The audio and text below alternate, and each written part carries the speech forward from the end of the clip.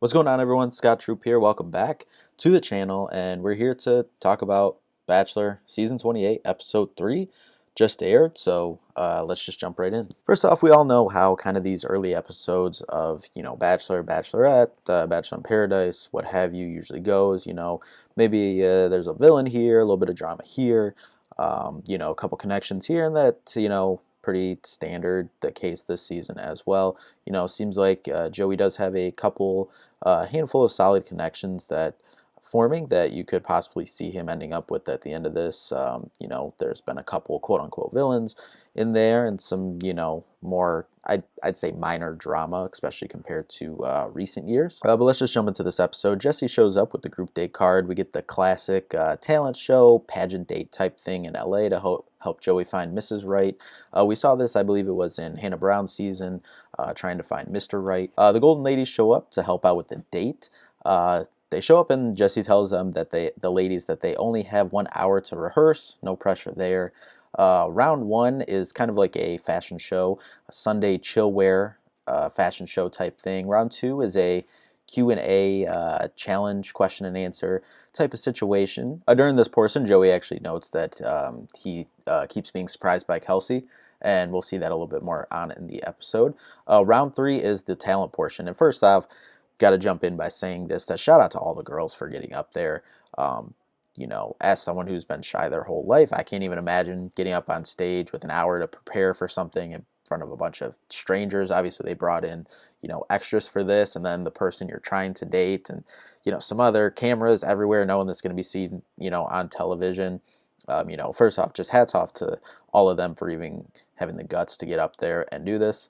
So let's just jump into it. First off, Edwina had a nice little, song number, fully embracing the process and, the meaning of the date. And, that's what Joey's looking for. Then we get the little cutaways from the date, and Maria and Sydney still throwing shots at each other from the little spat last week. Obviously, due to their little spat last week, they're obviously on the same group date together because why not? Produce got to make sure that happen. Then during the talent portion, Sydney says how comfortable she is performing in front of people. She does a little cheer routine. Don't know if this was kind of just the edit or if it really was. Just seemed like a little awkward. First of all, obviously, I'd say, as I just mentioned, more bravery than I have, getting up there and doing anything like that or just even speaking. But yeah, it just seemed like a little awkward. Seemed like the ladies thought that it was a little awkward as well. Then Lexi got up there and said she has been told in her life that she is the world's best kisser and wants Joey to come up and test it out. So they go up there and they kiss in front of everyone. Obviously, all the ladies are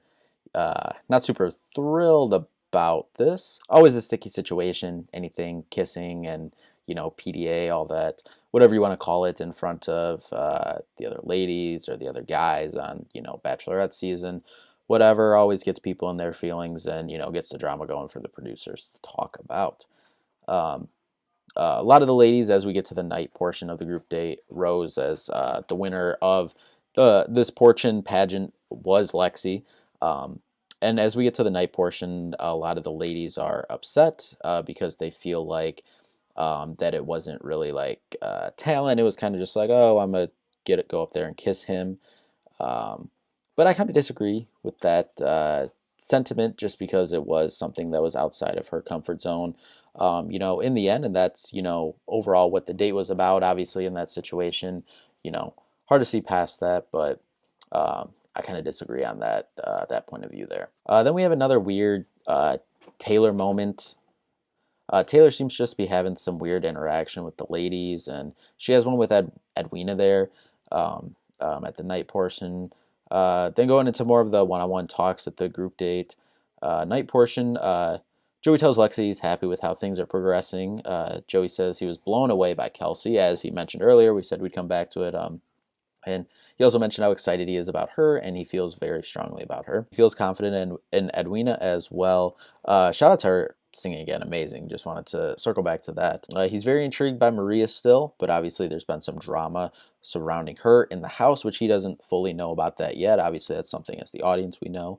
Then Maria mentioned something about the kiss and that it made her feel like her talent that she displayed up there and what she did, I believe it was like a little dance routine type thing, was made her feel embarrassed. or uncomfortable.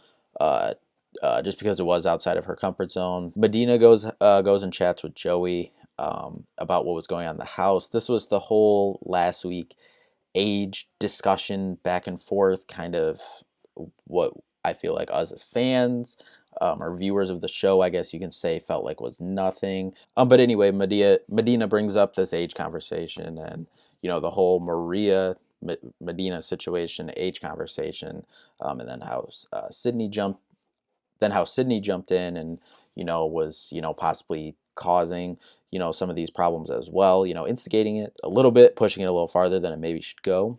um, Joey comes back, addresses the girls about the drama, but then we head to commercial, come back at the mansion. Jen gets the one-on-one date, then jump back to the group date to finish that off. Joey addresses the drama again. No one says anything, which I don't think he really expected anyone to. Then after, he gives the rose to Kelsey. After Joey leaves, Medina does speak up and say it was probably about her conversation with him, and she says how she felt bullied. Maria kind of freaks out a little bit, but just kind of like, what's going on. She just, says how, bullied and bullying is a big word, which rightfully so it is. Sydney then, of course, has to jump in and said she felt bullied too. Maria says, I don't want to hear a thing from you. So here we go. And then continuing, Maria's trying to move forward and like just kind of have a conversation and wanting to clear the air, but just keep calling Sydney a troublemaker. And then Sydney said she doesn't want to be friends with somebody like that. Just a whole back and forth here that's going nowhere. Sydney says she's done being attacked and heading out if anyone wants to come. Kind of awkward though again. No one gets up. Next morning, Edwina says Maria is not a bully. Seems like the girls agree that she's not one. Maria and Medina seem to have a semi-positive, like, we're good convo. One-on-one date time. Surfing beach day in LA seems like a good time. This date looked incredibly fun. Looked like a good, normal date, like something you would do in the real world, as they say. Jen's nervous about surfing, but comfortable with Joey there, which is surprising since she does live in Miami. Joey feels that they just click in a lot of ways and that it's easy with her. A lot of good vibes here. Joey did even go as far to say that he feels butterflies. All right, Joseph. Jen says she's been in a few bad relationships in the past and opens up about those and growing up with her family, being around her parents, fighting all the time. Closing out the one-on-one date. Have a nice little sky fireworks light display outside where they were having the dinner portion. Had Jen, will you accept this rose, written in the sky right there. More good vibes here. Once again, we'll say it, final two, her and Daisy. Then final group date of the episode, tennis date time. They bring in some tennis legend pros, and then an all-timer line by Caitlin here. It's intimidating to have balls flying at my face like that. Oh boy. Clip that, put that in the gift bar, Bachelor Nation. Jesse comes in and says they're having a head-to-head competition. Go to the locker room and change. Having the first ever Bachelor Open. They all come out in different costumes. One was a hot dog and bun. There was two babies. There was ketchup and mustard. I feel like there was one other one that I'm missing. But they were all actually very clever. Good back and forth. Some decent tennis played. And Lobster and Butter, which was Kelsey, T, and Evelyn, ended up winning the first ever Bachelor Open. At the night portion, Kayla gets the chance to open up about her family and all the strong, independent women she's surrounded with, and does have a nice moment with Joey. Joey feels things keep getting better with Rachel, but kind of an awkward moment at the beginning there. Her earring gets caught on his sweater. Oh no, but they still have a good conversation. She tells Joey that he reminds her of her dad. Daisy and Joey catch up and check in. Daisy kind of just asks if he has any more questions on her cochlear implant, and she has a funny line, do you want to touch it? Then they have a nice little moment there.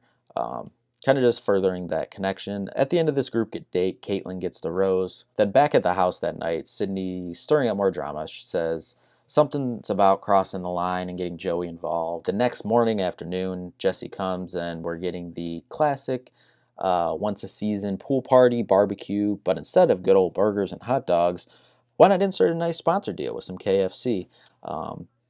Some nice KFC bucket hats thrown out there, some pool floats with KFC. It was a funny insert there and a little switch up from what they usually do. Then here we go, start the drama as these pool parties usually do have. Sydney, quote, won't let a mean girl be a mean girl. So she heads over to tell Joey. Joey said he trusts Sydney, he has no reason not to. So he'll go address it with Maria.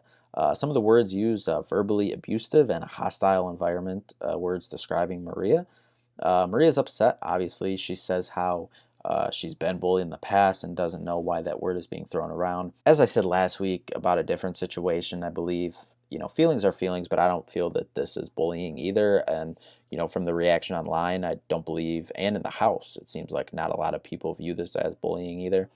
Obviously, it's a, fine line to walk there, but it just kind of seems like a lot of nothing, not to discount anyone's feelings, but not a whole lot there, in my personal opinion. Obviously, I'm not in their shoes. Maria says, if you like Sydney, there's no way you can like me because we're two completely different people. Joey agrees. Seems like every time we have a pool party date, it ends early due to some conversations or some drama going on. Going back Hannah's season, Peter's season, I believe, every time there's a pool party, it ends in drama. Sydney says she's trying to squash it after, Joey leaves to go think about what he's going to do for the rose ceremony. Thought that was a good funny line there, because no, you're not, ma'am.